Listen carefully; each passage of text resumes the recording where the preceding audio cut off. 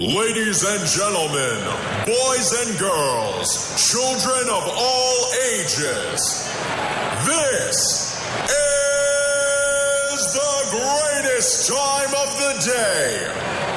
From the center of the universe, New York City, it's the main event you've been waiting for. It's time to go in the cage with Cyclone.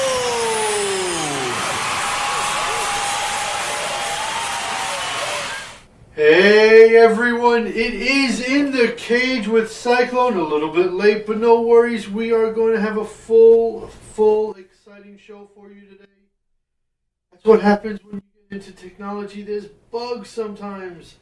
Lots and lots of bugs. We got to call an exterminator here. Of course, it's a chilly Monday, May 8th, and of course I'm a genius that wears a short sleeve t-shirt and no jacket or hoodie on this cold day. But we are starting late, like I said, no problems. We're going to get right into it. Just a quick reminder, you guys need to type In the Cage with Cyclone on Facebook. Click like. It's that simple. You can follow me on Twitter at CYCIE19.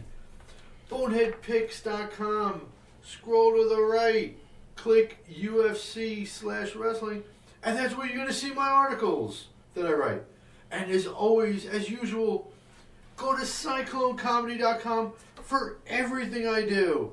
Well, not really everything, just the public stuff I can announce publicly.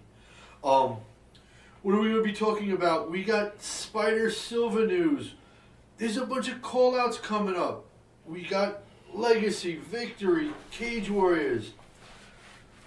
We got another dream fight coming up. And of course, everyone's favorite part of the show, the Facebook answering lotto question.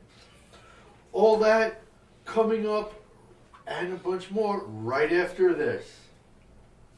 This is Frank Edgar. This is the Barbarian Tim Boach. I'm World Series of Fighting undefeated lightweight champion Justin Gaethje. MMA legend, UFC Hall of Famer, Iceman. Check it out. If you got the guts, step in the cage with Cyclone. All right, everyone, we are back, and I got to thank these guys for doing these liners for me, man. Just asking these big monster athletes to help out is absolutely awesome. Of course, it's more awesome when they say yes, but that's a whole other topic. All right, so once again, the UFC and Bellator were dark this week. They're getting ready for big shows coming up. And then there's no weekends off for the foreseeable future for both companies. But there was a lot of action, though, in MMA. We had Legacy Alliance fighting on Friday.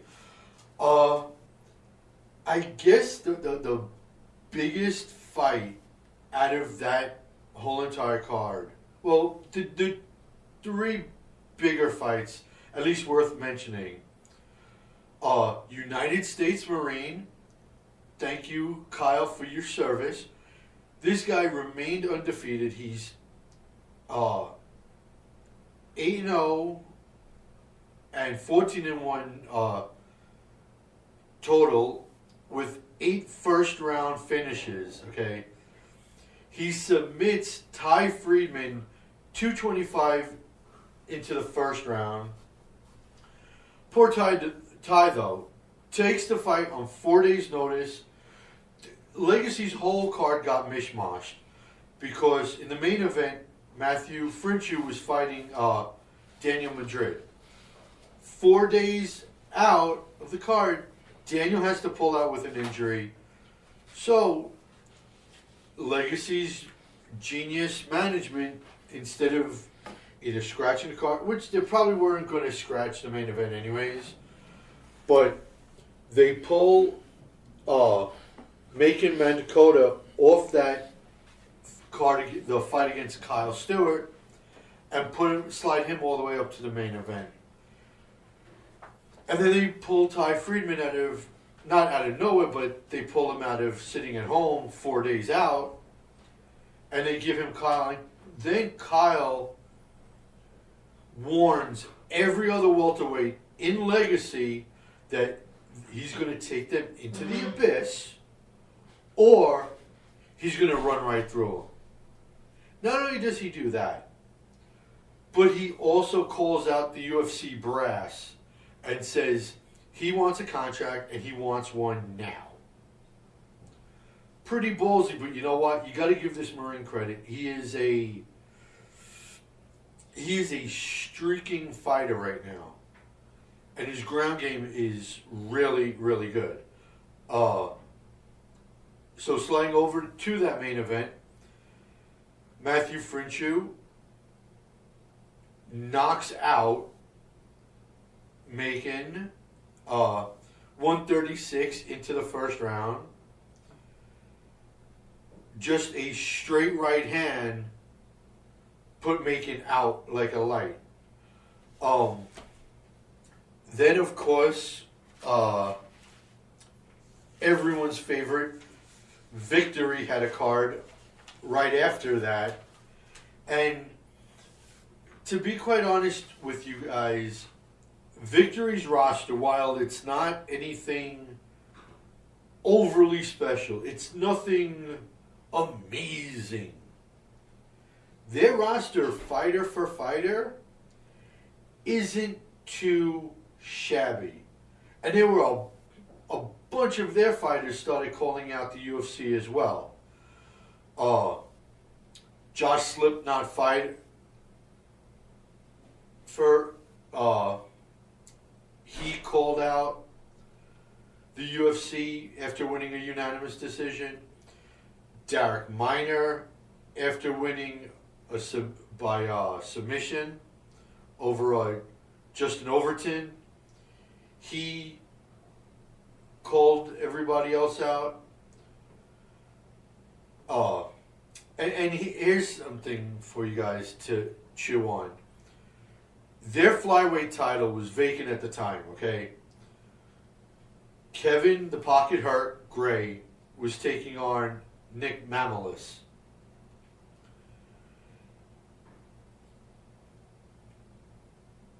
Kevin, midway through the second round, slaps on a guillotine, but Nick doesn't tap.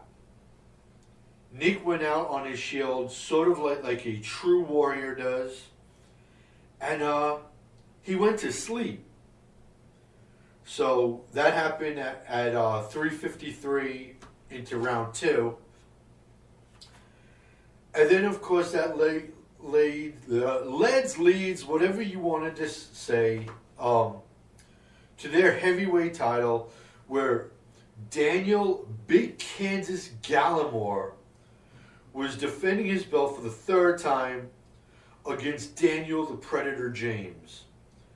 Now, these two guys, while both guys are up there in age, they're in the mid-30s, so they're not really the soon-to-be Bellator or soon-to-be World Series of Fighting, soon-to-be UFC fines, let's say.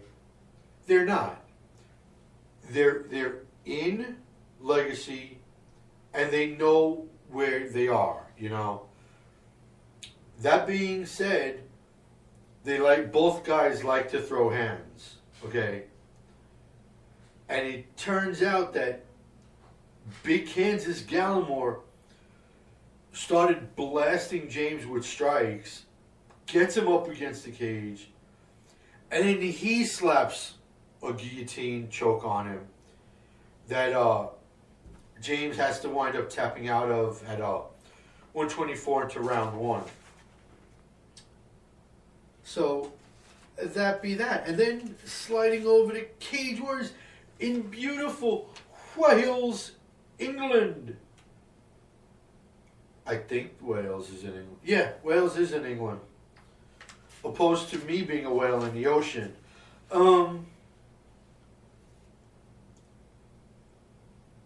Jay Beautiful Mills was taking on Lewis the Footlong. Now, you know what? Some guys just have perfect nicknames that go with their names. And Lewis the Footlong That's one of those perfect names. And he actually, I guess you could say he had the perfect strategy. The second, the horn sounds start the fight, he goes out, charges Che, and takes Che down to the mat. And as they go down to the mat, and they hit the mat, Che starts tapping. Apparently, Che popped his kneecap when they hit the mat, so that actually only ended in 18 seconds, so I mean, what can you say about a fight that ends like that, but except for we hope Che gets better. And I'm really, really, really, really, really, really happy that Soren the Viking back. This is a 24-year-old. I'm not going to say phenom. I only say phenom for the special people. But this kid is definitely someone you guys need to watch. He was taking on Scott Least, who was on a little bit of a streak himself. But he beat him. He busted him up every single round, and he took a unanimous decision. And like I said, Soren the Viking, the true Viking back, let me get his name right, is definitely someone you guys need to watch. Watch.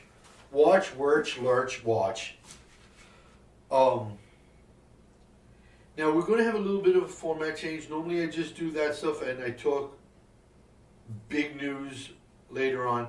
But we're going to get to some big news right now. Number one, first and foremost, big congrats to Conor McGregor and Dee Delvin, their first baby, son Connor Jack. And that's a good middle name, Jack.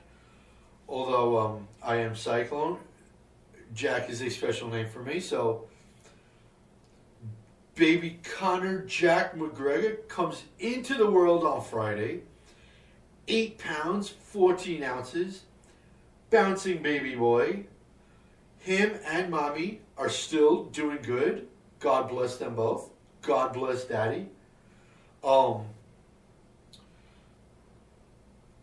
Now that we got that out of the way, there's some news coming out right now.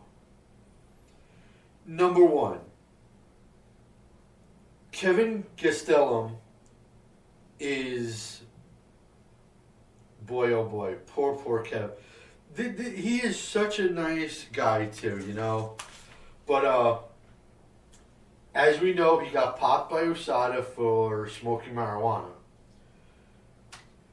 And there was a plea deal made between him and the Brazilian sports court.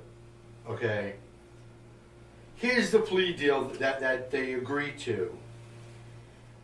A 90-day suspension, fined 20% of his purse in the Vitor Belfort fight,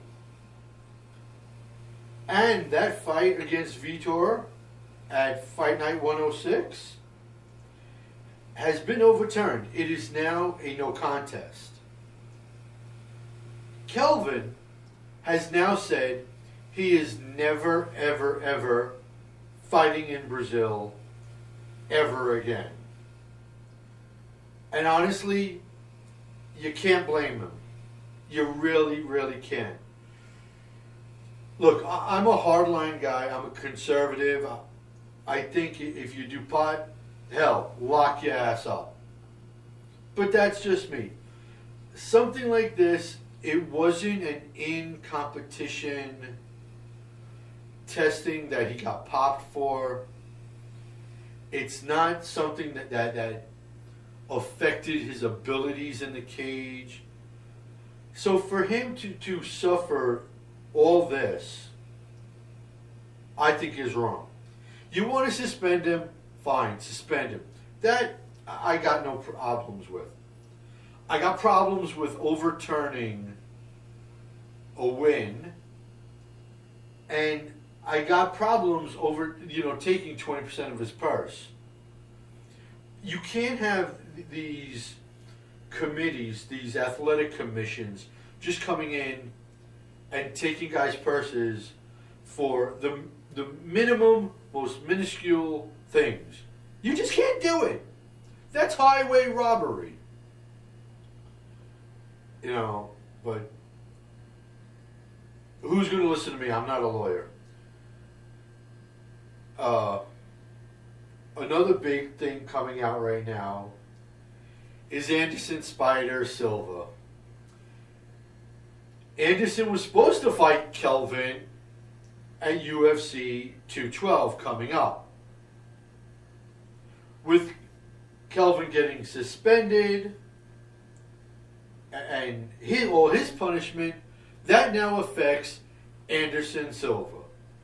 Now, you give Anderson credit.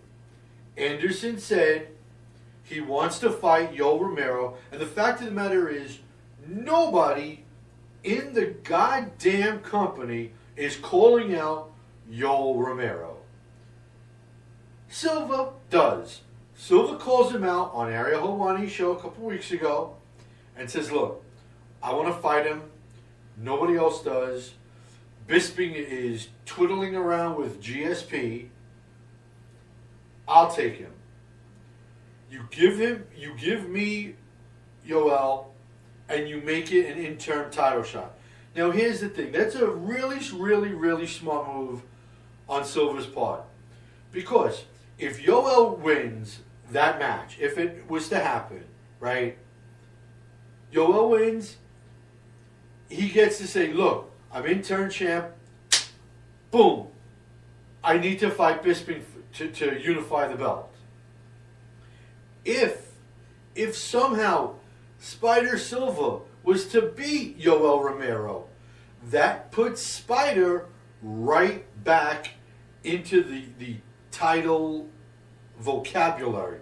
Because right now it's just Bisping sitting around for GSP, then waiting for Yoel, and possibly Jacare or Robert Ferguson.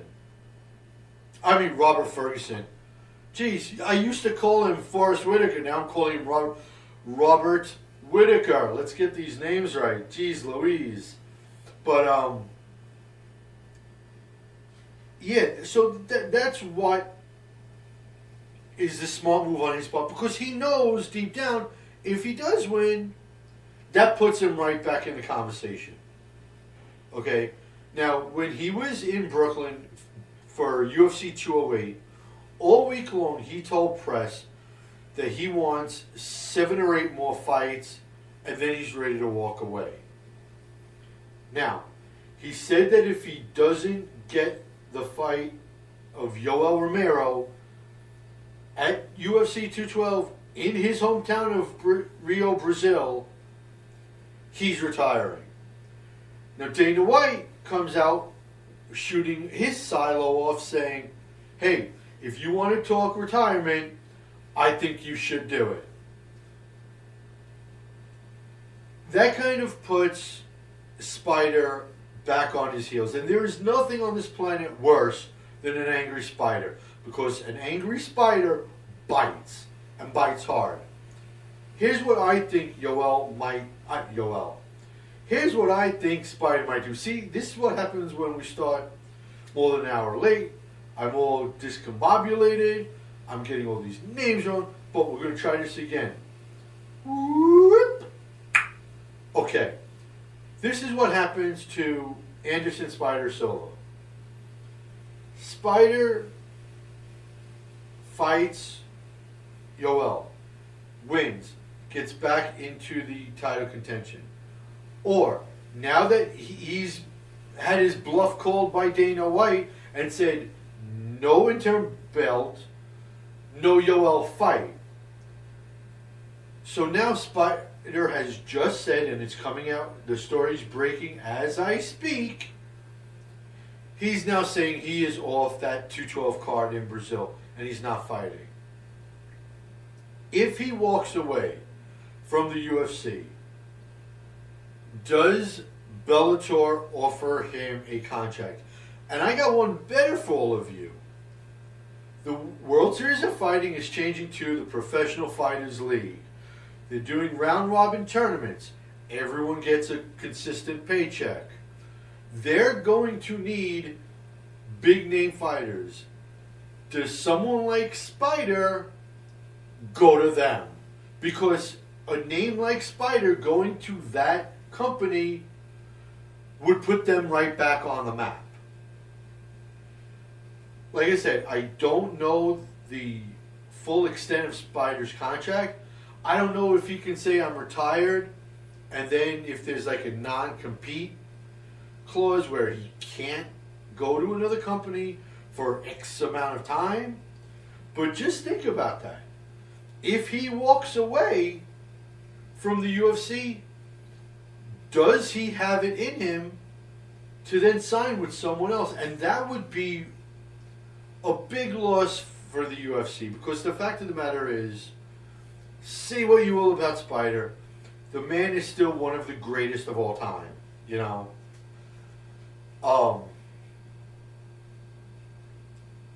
Yeah.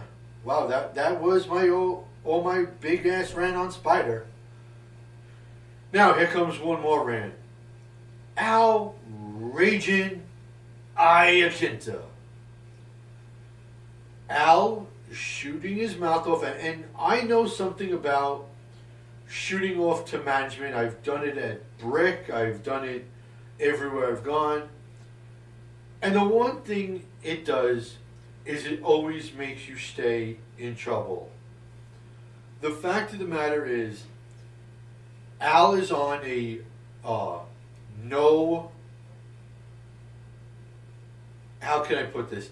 Al is on a bonus ban. He's done a lot wrong to the company, so he can't get bonuses. He's pissed that he can't get bonuses. He's pissed that his paycheck is so small. All understandable. Al, I love you. You're one of my favorites. You got a heart of stone, man. And you're a warrior beyond belief. The fact of the matter is, fight out your contract. Just bite the bullet. Either renegotiate, or as a matter of fact, you head over to Bellator or the new Professional Fighters League starting in January, formerly World Series of Fighting. So those are two names that new league can reach out to that have issues. You know?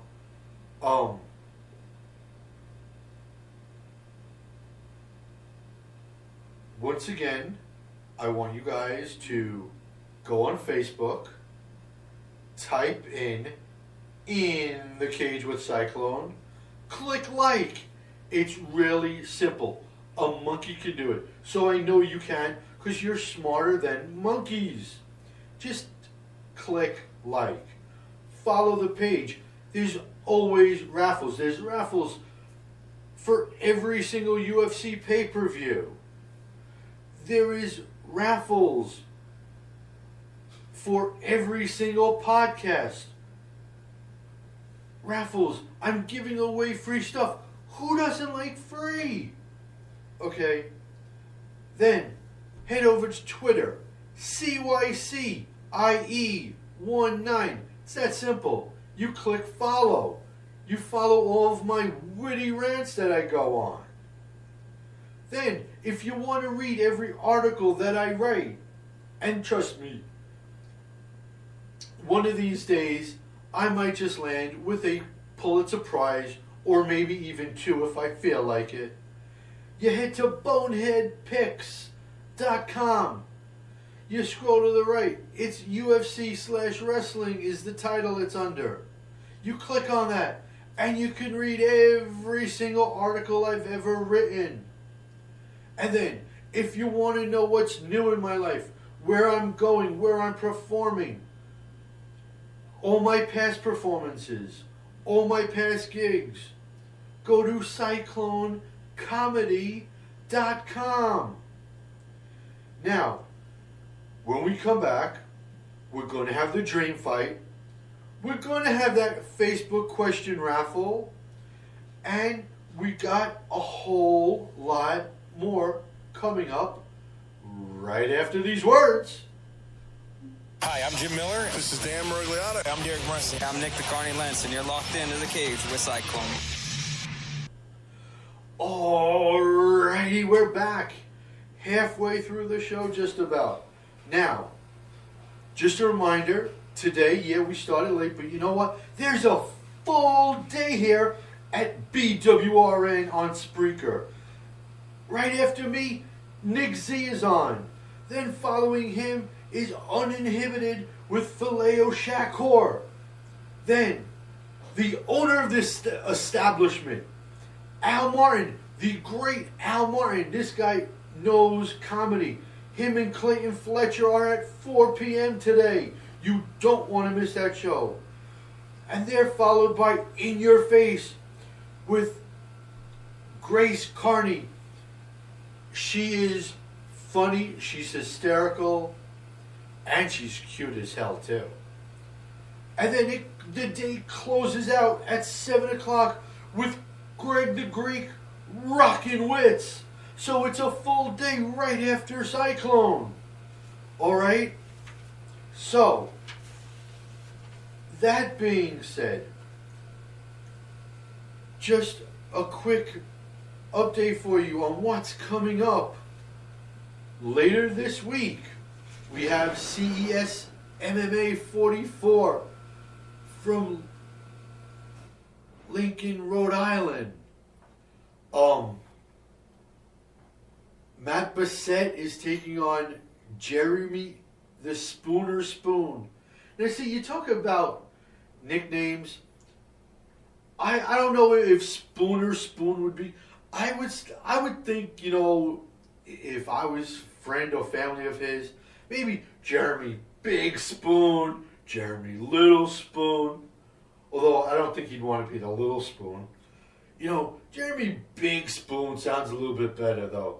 No matter what you want to call him, the kid is 20-3. He has 12 submissions and he's on a 4-fight winning streak. Okay.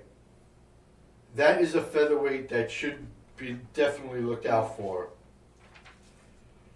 Then, of course, Saturday night, upcoming Saturday, UFC 211. Now, if you go to the aforementioned In the Cage with Cyclone on Facebook later on this week, I will make my predictions. You comment your predictions, and whoever gets the most right is going to win an amazing prize. And I will tease it right now. It's not one amazing prize. For 211, I'm giving away two awesome prizes. The winner is going to be very, very happy. All compliments, all my prizes. By the way, MMA Merch Incorporated. So I want to give a shout out to those guys. 211 is a stacked card and a half. Now, you would think that the UFC learned after 205 by stacking a card so heavy from top to bottom. Because, hell, even the preliminary bouts could be on the pay-per-view card. Okay? I mean, you got Jessica Aguilar against Courtney Casey. You got James Vick against Marco Reyes. You got the returning Dave Branch against Christoph Jotko. You know, all these fights can be on the pay-per-view. And then you got Eddie Alvarez coming back to the cage against Dustin Poirier. like I said, all those fights can very well be on the pay-per-view section. But they're not because it's such a stacked card. The fact of the matter remains. And 212 was kind of looking decent, and now I think it's starting to fall through. But you got to worry about 213 and 214 and possibly 215 even. And in the middle of all that is International Fight Week. And as of right now, all that is TJ and Cody. Now look, that's great. The sparks are going to fly. It's going to be an awesome fight to watch. Those two guys are going to rip each other to pieces. But that's all that there is right now for Fight Week to mention. You know, so the UFC really has to start watching out for doing these type of cards, you know. Then Bellator 179, and that just means we are closer to Bellator 180/NYC, which is going to happen in June, just a couple blocks away from where I am right now at Madison Square Garden, and I will be sitting in section 10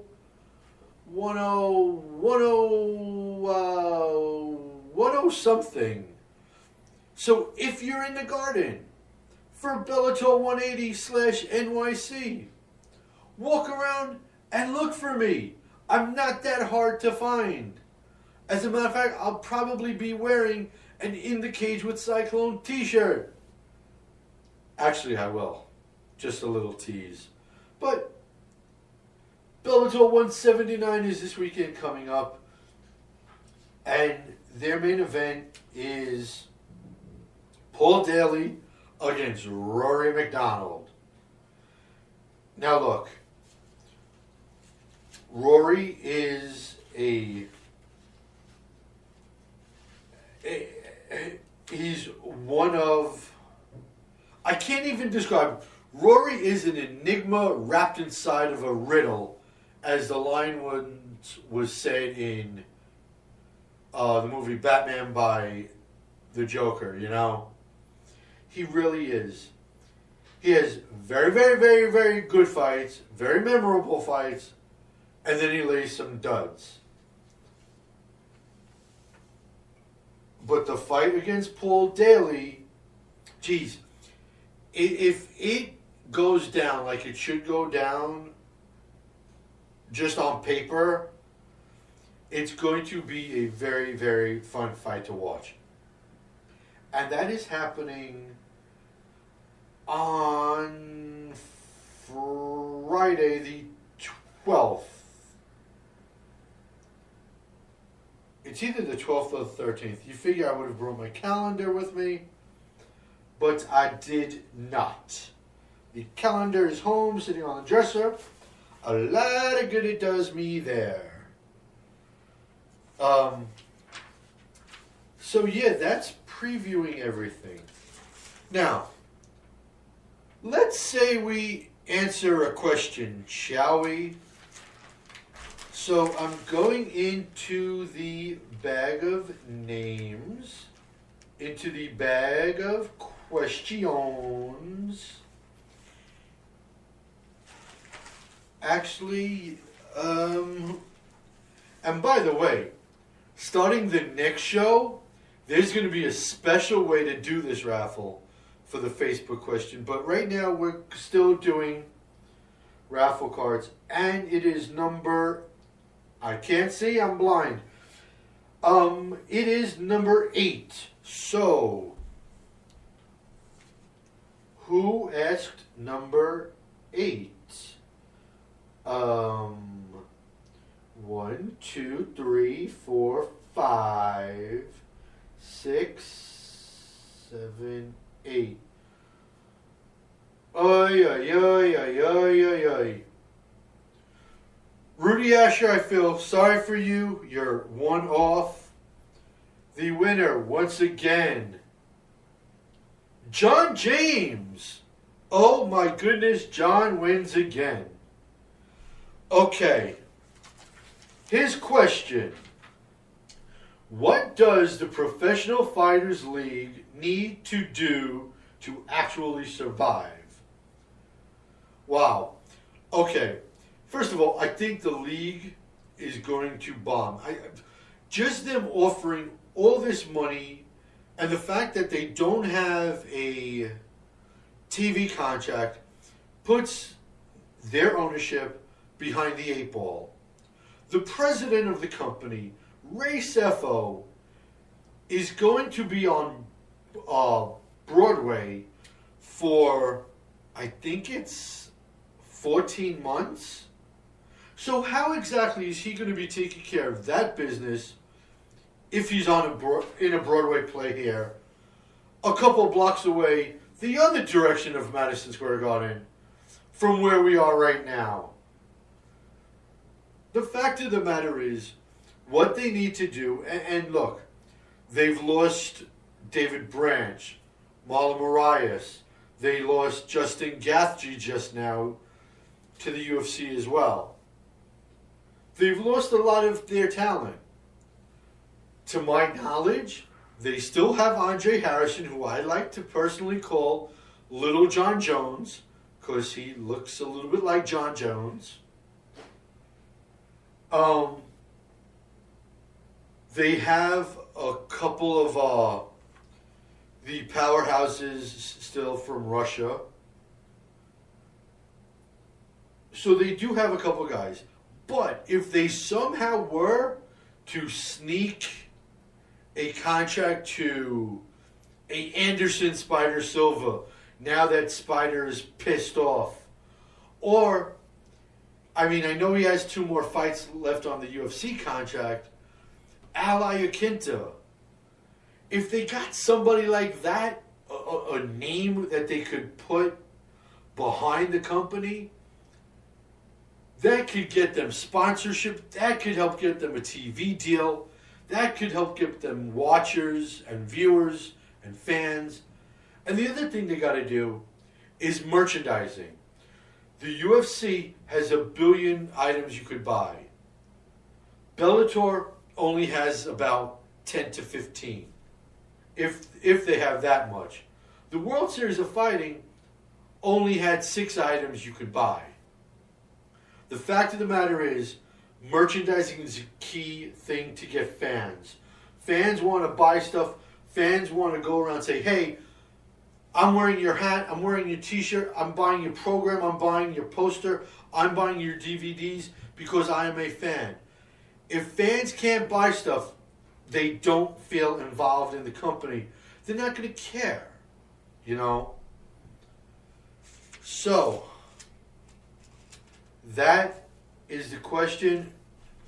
John James, I shall be in touch with you.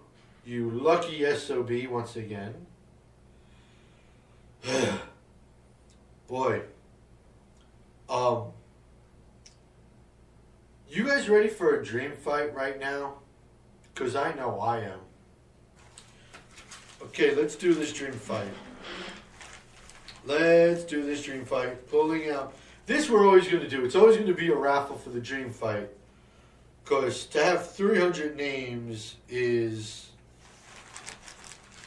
just too hard to do on what I'm going to do for the Ask Your Question raffle. But, oh, well, would you look at that? Okay, we have number 5 and number 62. Ha ha ha. Oh, man alive. Ladies and gentlemen, in the blue corner, number 5. He is a Hall of Famer. He had a career record of 19-11. He is an actor presently. He is the natural Randy Couture. And his opponent in the blue corner, he is presently still fighting. He is presently on that Bellator NYC card. He has a career record of 20-15-1. He is a lightweight and someone who is known as the bad boy, the American gangster, Chael Sonnen. Wow. Chael Sonnen and Randy Couture going at it. There's only one way to describe this fight. It's going to be a slug out, stand in the center of the cage, throw fists. I mean, Chael's going to try to take him down and wrestle him. Couture's going to try to bang with him. If Chael does somehow manage to get him down, which I guess I could technically see, you know, it's not that hard to believe that he would take him down. Randy can handle himself down there. I imagine they get up a couple times in a scramble. Randy would throw a couple of those quick elbows of his, a knee or two. I see it go. You know what? This is one of those where I say absolutely. I can see it, and there's no way it could be a 3-round fight.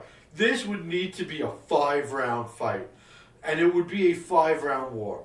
And I can see it going to the judges' scorecards where you really don't want, because you never know what way the judges are going to go. But that being said, Couture, Chael, in their primes, geez, I think Chael would win a split decision. If it's not a split decision, it would be a draw. And I can see it being a draw because, and I only say that because I like both those guys. I like them both a lot.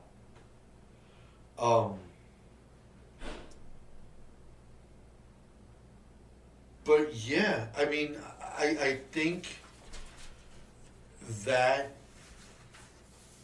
is the way that fight would go. Now, for my spotlight, I am picking a kid, and I see, here's the deal. I say everybody's a kid because I'm as old as dirt. But there is a kid, okay, that everyone needs to keep their serious eyes on. And his name is Magic Mike. See, now that's a good nickname, Magic Mike, you know. And he's actually, not that I'm looking at guys like it, not that there's anything wrong with it, but I don't look at guys like that. He is what you call a pretty boy. Magic Mike, kind of like the movie, but Magic Mike Hamill. Although he did just take a loss, his second in his career, he's now 7-2. But this is one featherweight that is definitely someone all of you guys need to like Google, check his stuff out on YouTube. Magic Mike Hamill. That cat is something special. He is a highlight reel, even though he is not a highlight reel in the true sense like my boy Justin Gaethje is. He is something special. And I can see him becoming one of Dana's boys within 2 years. 2 years maybe. But I want to throw some thank outs now. I got to thank everyone for following and for being part of the Ask the Question on Facebook raffle. I got to thank all of you guys for watching and sticking through me even though we were a little late today. I want to thank my man, my. I want to thank my engineer, George. I am not Nick and Nate Diaz's brother, Diaz. I got to thank him for coming through today. And once again, I thank all of you. So once again, it's In the Cage with Cyclone on Facebook. Click like. It's Twitter at CYCIE19. Follow. Read the articles on boneheadpicks.com. And check out everything about me, CycloneComedy.com. All that being said, ladies and gentlemen, until May 22nd, the next time you guys are going to get In the Cage with Cyclone, I just want to remind all of you, just because you are not an athlete doesn't mean you cannot be an athletic supporter. Bye-bye.